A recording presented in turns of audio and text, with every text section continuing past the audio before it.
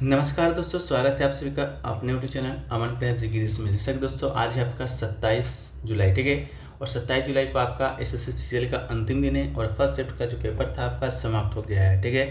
तो आज के इस वीडियो में देखेंगे फर्स्ट शिफ्ट में आपके जिगिरिस के पोर्शन से क्या क्या प्रश्न पूछे गए हैं, ठीक है।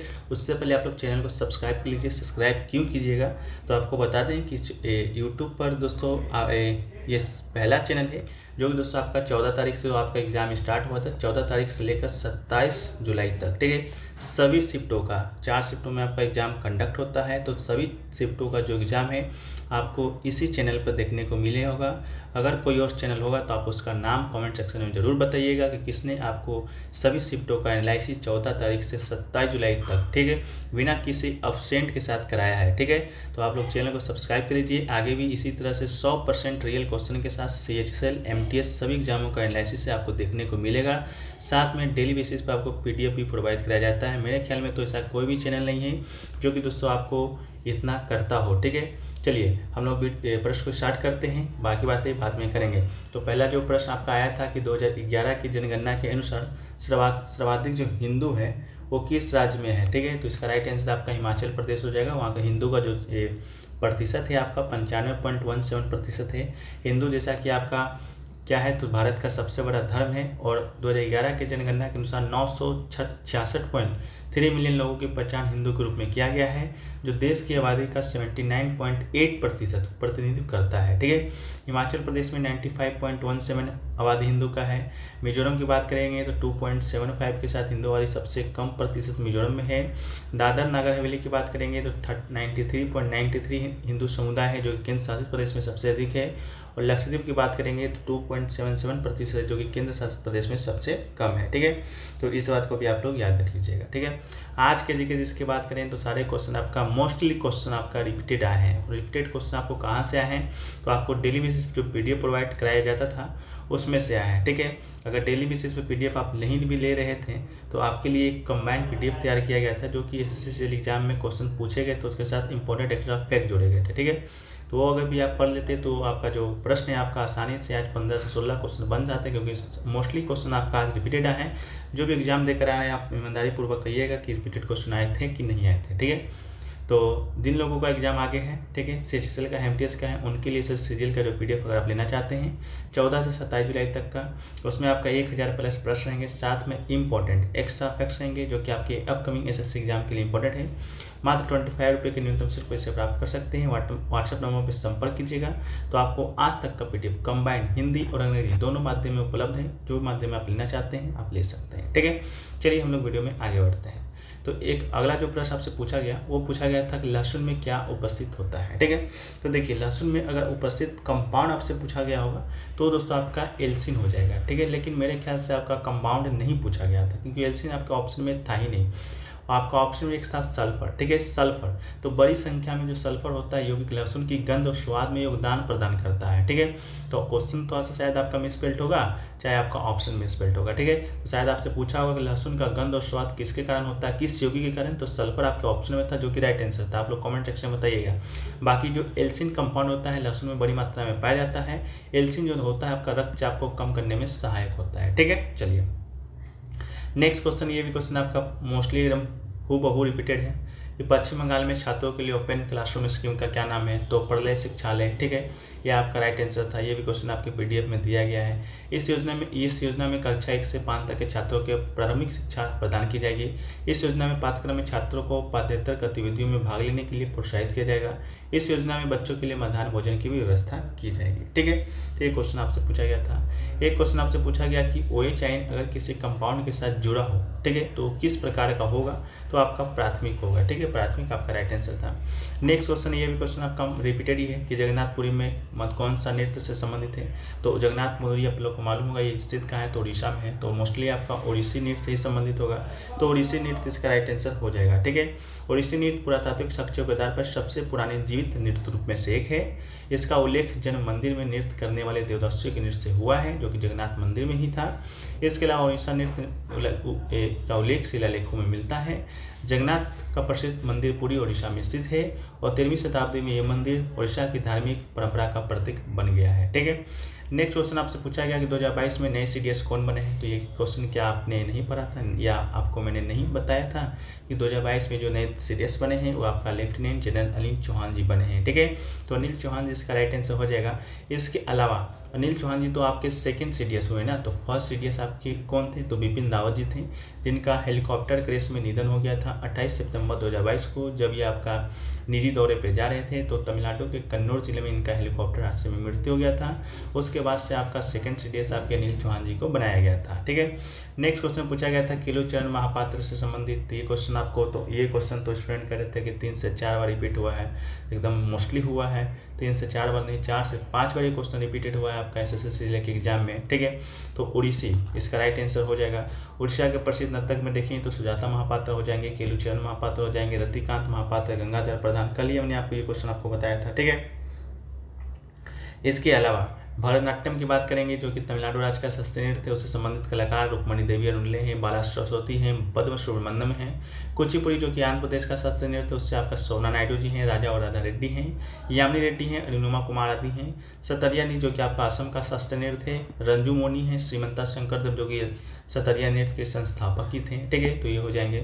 नेक्स्ट क्वेश्चन पूछा गया कि भारतीय राष्ट्रीय कांग्रेस की स्थापना किस वर्ष हुआ था। तो ये क्वेश्चन आपसे नहीं, ये क्वेश्चन भी तो रिपीटेड ही है, ठीक है। जब आप बच्चों से मैं क्वेश्चन ले रहा था तो मुझे लग रहा था कि क्वेश्चन शायद आपका बच्चे मेरे साथ मजाक तो नहीं कर रहे हैं, क्योंकि इतना ईजी प्रश्न अभी तक आज तक के शिफ्टों में नहीं देखा गया था, ठीक है, ठीक है। तो मुझे लगता है कि आपका जो शिफ्ट आज का वो सबसे ईजी शिफ्ट माना जाएगा, क्योंकि GK GS का ही कोई पोर्शन जो आपका निर्धारित करता है कि आपका जो शिफ्ट था आपका कैसा था, ठीक है। तो मेरे ख्याल से तो आज का शिफ्ट जो कि पूरे SSC सीजन का जो एग्जाम हुआ है तकरीबन आपका 1000 प्रश्न 25, ठीक है। 40 शिफ्टों में आपका एग्जाम कंडक्ट हुआ है, तो 40 शिफ्टों में आपका सबसे इजी शिफ्ट शायद आपका यही देखा जाएगा, ठीक है। तो देखिए इसका जो राइट आंसर दोस्तों आपका हो जाएगा वो आपका हो जाएगा 28 दिसंबर 1885 को भारतीय राष्ट्रीय कांग्रेस यानी कि INC का स्थापना हुआ था, ठीक है। पहला सत्र की बात करें तो बॉम्बे में इसका पहला सत्र आयोजित हुआ था। इसके अलावा 28 से 31 दिसंबर तक आयोजित हुआ था। इसका शुरुआत आपका किसने किया था, तो एलन ऑक्टम ह्यूम ने किया था। एलन ऑक्टम ह्यूम के साथ आपके दादा बनर्जी भी थे, दिनेश वाचा भी थे, ठीक है। इसके अलावा पहले जो इसके अध्यक्ष थे आपका व्योमेश चंद्र बनर्जी इसके पहले अध्यक्ष थे। दादा बनर्जी आपके सेकेंड अध्यक्ष थे, 1886 में ये बने थे INC के अध्यक्ष, ठीक है। चलिए नेक्स्ट क्वेश्चन पूछा गया रिकी केजवाला। तो रिकी केजवाला क्या, ये भी क्वेश्चन रिपीटेड नहीं था, ठीक है। तो रिकी केज के लिए किस एल्बम के लिए ग्रैमी पुरस्कार मिला था, तो डिवाइन टाइट्स के लिए मिला था। रिकी केज कौन है, तो भारतीय कंपोजर हैं। भारतीय कंपोजर ने एक ग्रैमी जीतकर भारत का नाम रोशन किया है। 65वें ग्रैमी अवार्ड में केज ने एल्बम डिवाइन टाइट्स के लिए रॉक लेजेंड स्टीवर्ट कॉपलैंड के साथ वेस्ट इमिशन एल्बम का अवार्ड जीता। ये केज का लगातार दूसरा ग्रैमी अवार्ड है। इससे पहले ये आपका 2015 में ग्रैमी अवार्ड है जो कि जीत चुके हैं। नेक्स्ट क्वेश्चन देखिए पूछा गया था, इसमें थोड़ा सा डाउट है कि आपका भारत का सबसे कम उम्र का सबसे कम कार्यकाल का प्रधानमंत्री पूछा गया था या सबसे कम उम्र का राष्ट्रपति पूछा गया था।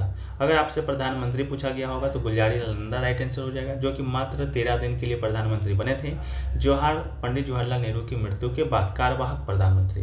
बात करें लाल बहादुर ये अटल बिहारी वाजपेयी का, तो ये आपका 16 दिन के लिए बने थे, ठीक है। एक टर्म था इनका, 16 दिन के लिए बने थे, बाकी बाद में आपका 5 साल के लिए प्रधानमंत्री बने थे, ठीक है। तो अगर प्रधानमंत्री आपसे पूछा गया होगा तो गुलजारी लाल नंदा हो जाएगा।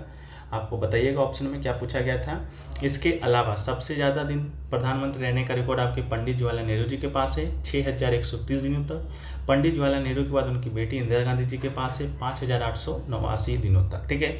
अगर आपसे राष्ट्रपति पूछा गया होगा तो डॉक्टर जाकिर हुसैन इसका राइट आंसर हो जाएगा। सबसे कम कार्यकाल के लिए राष्ट्रपति आपके डॉक्टर जाकिर हुसैन रहे हैं। जाकिर हुसैन की बात करेंगे तो भारत के प्रथम मुस्लिम राष्ट्रपति थे जिन्होंने कम समय के लिए राष्ट्रपति का पद ग्रहण किया था। राष्ट्रपति निर्वाचित होने के बाद उनकी असमृत्यु मृत्यु के कारण बीबी गिरी भारत के कारण राष्ट्रपति बने थे। और सबसे अधिक समय तक भारत का राष्ट्रपति कौन रहा, तो ये आपके राजेंद्र प्रसाद जी रहे थे, ठीक है। और डॉक्टर जाकिर हुसैन को 1963 में भारत रत्न से भी सम्मानित किया जा चुका है, ठीक है। नेक्स्ट क्वेश्चन पूछा गया होजगिरी नृत्य, ठीक है। तो ये दोस्तों आपका त्रिपुरा से, ये भी क्वेश्चन आपका रिपीटेड है।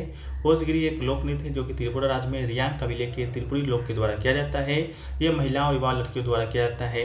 इसके अलावा पश्चिम बंगाल की बात करेंगे तो विरता नृत्य, पुरलिया छऊ, संथाली, मुंडारी, बाउली, ये सभी जो नृत्य आपके पश्चिम बंगाल में किए जाते हैं।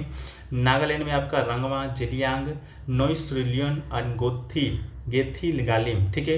ये सभी आपका नागालैंड में। बिहू की बात करेंगे तो बिहू, बिछुआ, नट पूजा, महारास, कली गोपाल, बगरुम्बा, नागा नृत्य, तो खेल गोपाल, ये सभी जो नृत्य है वो दोस्तों आपका कहाँ किया जाता है, तो यह आपका आश्रम में मनाया जाता है। नेक्स्ट क्वेश्चन पूछा गया, तमिलनाडु में नववर्ष के प्रथम दिन में कौन सा त्यौहार मनाया जाता है। तो देखिए तमिल कैलेंडर का वर्ष का जो पहला दिन होता है पुथुंड, ठीक है, पुथडू पारंपरिक तमिल से एक त्यौहार के रूप में मनाया जाता है, तो आपका राइट आंसर हो जाएगा। चंद्र सौर हिंदू कैलेंडर के चक्र के अनुसार घटना तमिल महीने में चित्तिरई के पहले दिन शुरू होता है, ठीक है। नेक्स्ट क्वेश्चन पूछा गया, लोमस ऋषि किस गुफा में स्थित, किस राज्य में स्थित है। लोमस ऋषि गुफाएं हैं जो कि किस राज्य में है, तो ये आपका राइट आंसर हो जाएगा बिहार राज्य में, ठीक है। इस गुफा को धार्मिक उद्देश्य के लिए किसने दान स्वरूप प्रदान किया था, तो अशोक ने किया था, इस बात को याद रखिएगा। और बिहार में गया के पास बराबर की पहाड़ियों में पत्थर को काटकर निर्मित गुफाओं को लोमस ऋषि गुफा के नाम से जाना जाता है।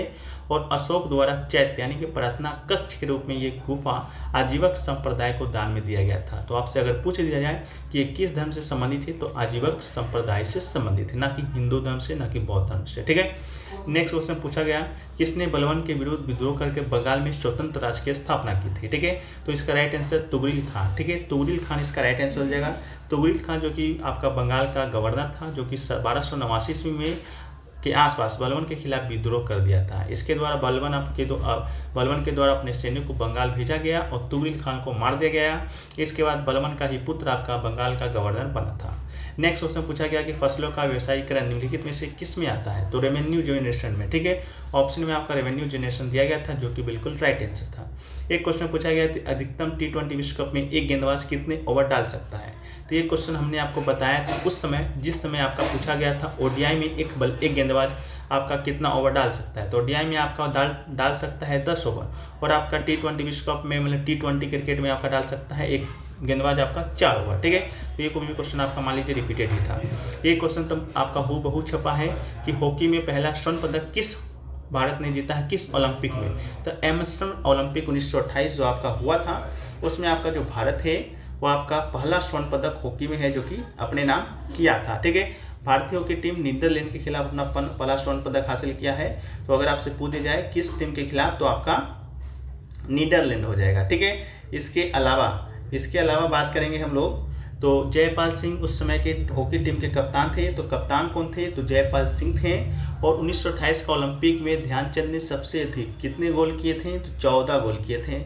इसके अलावा भारतीय हॉकी टीम ने 1928, 1932, 1936, 1948, 1952 और 1946 में शुरू होने वाले लगातार 6 ग्रीष्मकालीन ओलंपिक में स्वर्ण पदक है जो कि अपने नाम किया है। और फिर 2 बार 1964, 1980 में भी स्वर्ण पदक है जो कि हॉकी में भारत ने जीता है। 2020 के भी आपका जो टोक्यो ओलंपिक हुआ था उसमें भी भारत ने कोई पदक जीता है, शायद आपका ब्रॉन्ज मेडल जीता था, ठीक है। ब्रॉन्ज की रजत ये थोड़ा सा कंफर्म नहीं है, तो आप लोग कंफर्म कर दीजिएगा कि ब्रॉन्ज जीता था या आपका रजत जीता था। मेरे ख्याल से आपका शायद रजत पदक जीता था, ठीक है, भारत ने, ठीक है। चलिए इसके अलावा नेक्स्ट प्रश्न की बात करेंगे। तो नेक्स्ट प्रश्न आपसे जो पूछा गया फ्रेंड्स, वो पूछा गया था, एक क्वेश्चन आपका पूछा गया राष्ट्रगीत के रचयिता का नाम आपसे पूछा गया था, ठीक है। राष्ट्रीय गीत के रचयिता का नाम, तो यह आपका बंकिम चंद्र चटर्जी आपका इसका राइट आंसर हो जाएगा, ठीक है। राष्ट्रीय गीत के रचयिता के नाम आपका बंकिम चंद्र चटर्जी हो जाएगा। अगर वही आपसे राष्ट्रगान आपसे पूछ दिया जाता तो ये आपका रविंद्रनाथ टैगोर आपके राइट आंसर हो जाता, ठीक है। तो चलिए वीडियो को यहीं पे समाप्त करते हैं, मिलते हैं नेक्स्ट वीडियो में, जब तक के लिए जय हिंद जय भारत।